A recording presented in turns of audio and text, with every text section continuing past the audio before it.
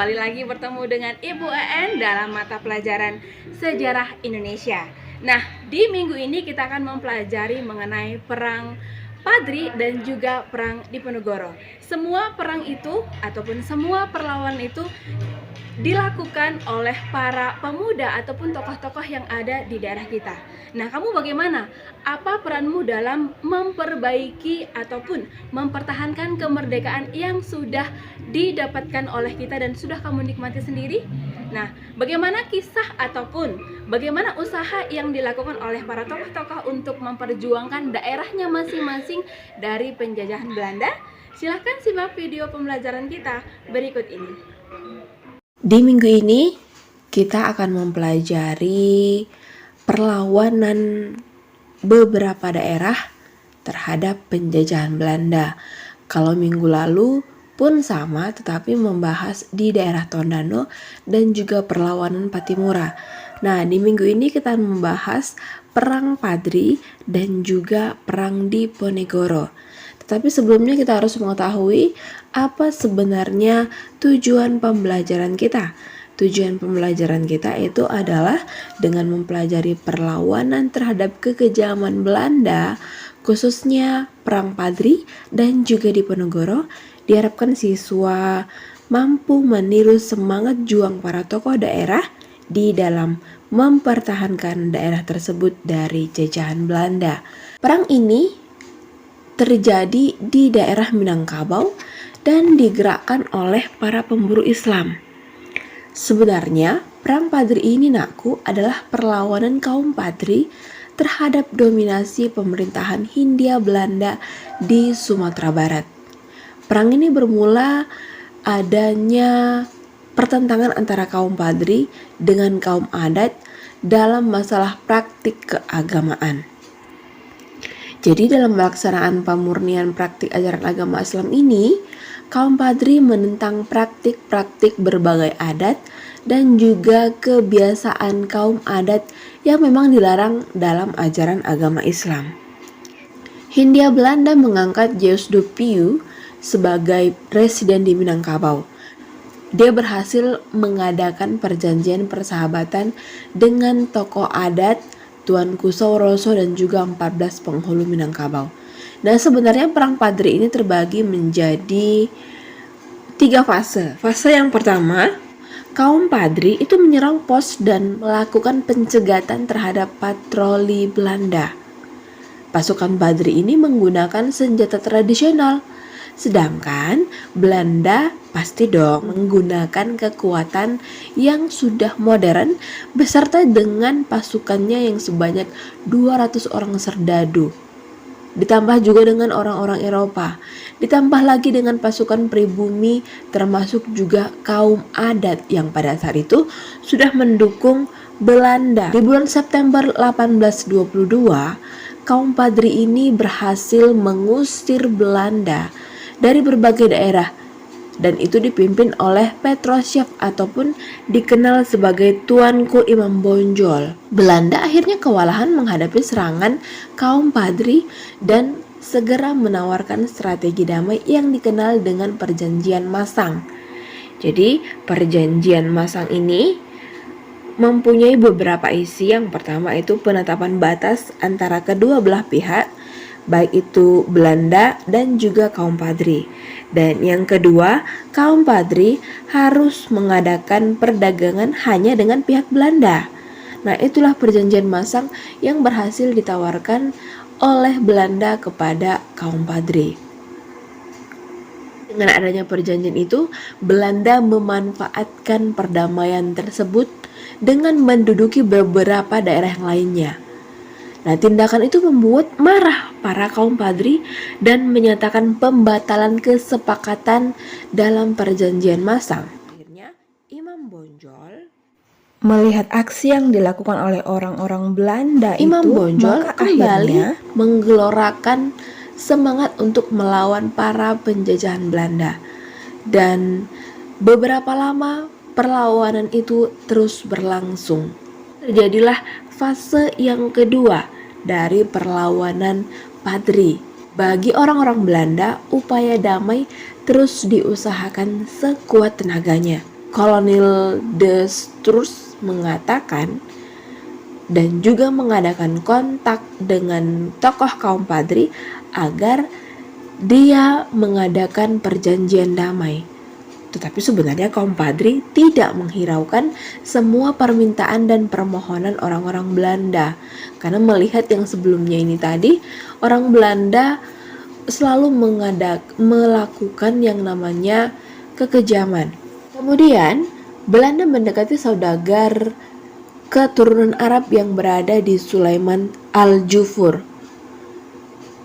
Selama ini Belanda membujuk Sulaiman ini agar si Sulaiman ini mau merayu Imam Bonjol agar Imam Bonjol menjalin perdamaian antara Belanda dengan Imam Bonjol ini, karena sampai dengan detik itu juga Belanda belum bisa mengalahkan perlawanan yang dilakukan oleh Imam Bonjol.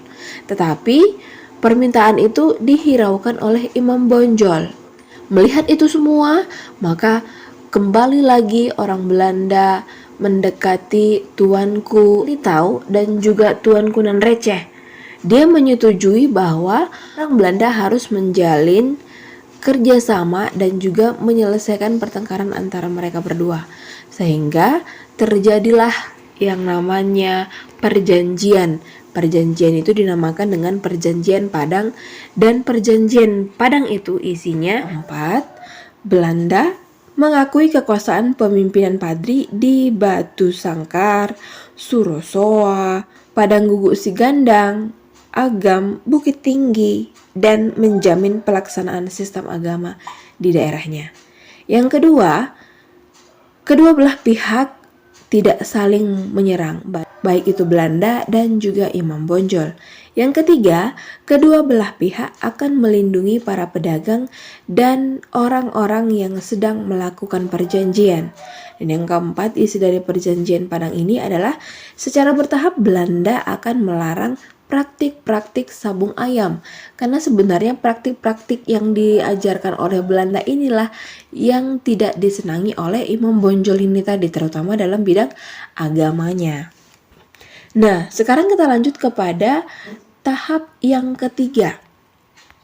Tahap yang ketiga ataupun fase yang ketiga pada Perang Padri ini sebenarnya pada pertempuran fase ketiga ini kaum Padri mulai mendapatkan simpati dari kaum adat dan membantu kaum Padri. Yang sebelumnya kaum adat ini sudah mendukung para Belanda, kini berbalik kaum adat ini mendukung yang namanya usaha dari kaum Padri. Ternyata ada 2 orang kaum Padri yang melakukan pengkhianatan. Nah, orang kaum Padri itu sendiri yang melakukan pengkhianatan dan bersekutu dengan Belanda. Bahkan pernah dicatat dalam sejarah kolonial Belanda di dalam penyerangannya di Nusantara, ini berbagai tempat itu mereka melakukan penyerangan terhadap Guguk Sigandang, dan itu merupakan catatan hitam karena disertai dengan penyembelihan dan penyincangan terhadap tokoh dan pasukan Padri. Bukan hanya itu, Belanda juga menerapkan yang namanya winning the heart kepada masyarakat. Nah, Belanda tetap mencoba menawarkan jalan damai dengan Imam Bonjol. Imam Bonjol menawarkan beberapa persyaratan agar rakyat Imam Bonjol dibebaskan dari bentuk kerja paksa. Belanda bukannya menjawab syarat yang disyaratkan sama Imam Bonjol, Belanda malah semakin memperketat pengawasan dan mengepung pertahanan Imam Bonjol. Imam Bonjol dan beberapa perjuangan lainnya berhasil meloloskan diri, tetapi Belanda malah menawarkan perundingan damai kepada Imam Bonjol.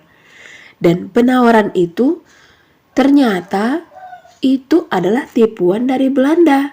Sambil berjalannya penawaran itu, maka Imam Bonjol ditangkap beserta dengan beberapa prajuritnya, maka berakhirlah yang namanya perlawanan Imam Bonjol pada pertempuran Perang Yang kedua, itu adalah Perang Diponegoro, adalah perang yang dipimpin oleh seorang tokoh yang bernama Pangeran Diponegoro. Pangeran Diponegoro adalah pemimpin yang tidak individualis. Dia sangat mempertahankan keselamatan anggota keluarga dan juga anak-anak buahnya. Pangeran Diponegoro ini mengawali perlawanannya dengan membangun benteng di Goa Selarong. Diponegoro mendapatkan dukungan dari berbagai kalangan. Maka, Pangeran Diponegoro menyusun strategi perangnya seperti ada menyerang Belanda yang ada di Keraton Yogyakarta, mempersiapkan perlawanan terhadap Belanda, menyusun daftar-daftar nama siapa saja bangsawan yang akan mungkin bisa menjadi lawan dan mungkin bisa menjadi kawan para bangsawan itu. Karena biasanya dalam perlawanan itu pasti ada yang namanya pengkhianatan seperti peristiwa pada kaum Padri yang sebelumnya. Bahkan strategi perang lainnya yang dilakukan oleh Diponegoro itu membagi kawasan Kesultanan Yogyakarta menjadi 16 mandala perang. Pada tahun awal peperangan yang dilakukan oleh Pangeran Diponegoro, dia mengobarkan semangat yang disebut sebagai perang Sabil. Secara umum, perang ini dapat mengalahkan pasukan Pangeran Diponegoro. Dan untuk memperkokoh kekuatan dan kedudukan Pangeran Diponegoro, maka para ulama dan pengikutnya menobatkannya sebagai seorang raja yang diberi gelar Abdul Hamid Heru Cokro. Jadi menghadapi perlawanan ini dengan dukungan yang sudah banyak didapatkan sama Diponegoro, makin mantaplah perlawanan yang akan dilakukan oleh Diponegoro. Tetapi Belanda terus berusaha meningkatkan kekuatannya. Belanda berusaha menghancurkan pos-pos pertahanan Pangeran Diponegoro. Sedangkan Pangeran Diponegoro menerapkan beberapa strategi perang, merencanakan penyerangan langsung dengan mengandalkan jumlah pasukan yang besar. Hal ini membuat Belanda semakin kewalahan dan segera menerapkan strategi dengan sistem benteng sel-sel. Jadi dengan benteng sel-sel ini tadi, sedikit demi sedikit dapat mengatasi perlawanan yang dilakukan oleh Diponegoro.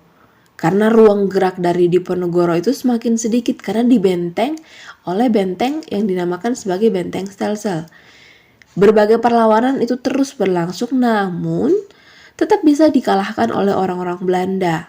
Tepat pada tanggal 17 Oktober 1829 ditandatanganilah yang namanya Perjanjian Imogiri antara Setot Prawirodirojo dengan pihak Belanda. Nah, isi dari perang Imogiri ini yang pertama, Setot Prawirodirojo diizinkan untuk tetap memeluk agama Islam. Yang kedua, pasukan dari Setot Prawirodirojo ini tidak dibubarkan dan tetap sebagai pemimpinnya. Dialah sebagai pemimpinnya. Ketiga, Setot Prawirodirojo ini dan pasukannya diizinkan untuk tetap memakai sorban. Dan yang keempat, Setot Prawirodirojo dan pasukannya memasuki ibu kota negeri Yogyakarta untuk secara resmi menyerahkan diri kepada Belanda. Namun, masih banyak pasukan-pasukan Diponegoro yang selalu berjuang melawan kekejaman Belanda. Maka Belanda kemudian mengumumkan sayembara penangkapan Pangeran Diponegoro dan itu disertai beberapa hadiah. Hadiahnya itu sebanyak 20.000 ringgit. Bayangkan banyaknya di saat itu 20 ringgit. Tetapi sebenarnya sayembara yang dilakukan oleh Belanda ini tidak mendapat respon dari masyarakat. Bahkan tidak ada yang tertarik dengan pengumuman sayembara tersebut. Karena orang-orang ini tetap ingin mau melakukan perlawanan terhadap kekejaman Belanda. Nah, itu dia video pembelajaran kita di hari ini. Ibu harapkan kamu dapat mengambil makna dari segi positifnya dari perjuangan para pemuda tokoh yang sudah mempertahankan daerahnya masing-masing. Nah, satu pertanyaan buat kamu. Apa nilai karakter yang terdapat di dalam materi kita di hari ini? Silahkan cantumkan di penugasan kita yang ada di Google Classroom. Salam sehat, salam SFD, semangat fraternitas ingat.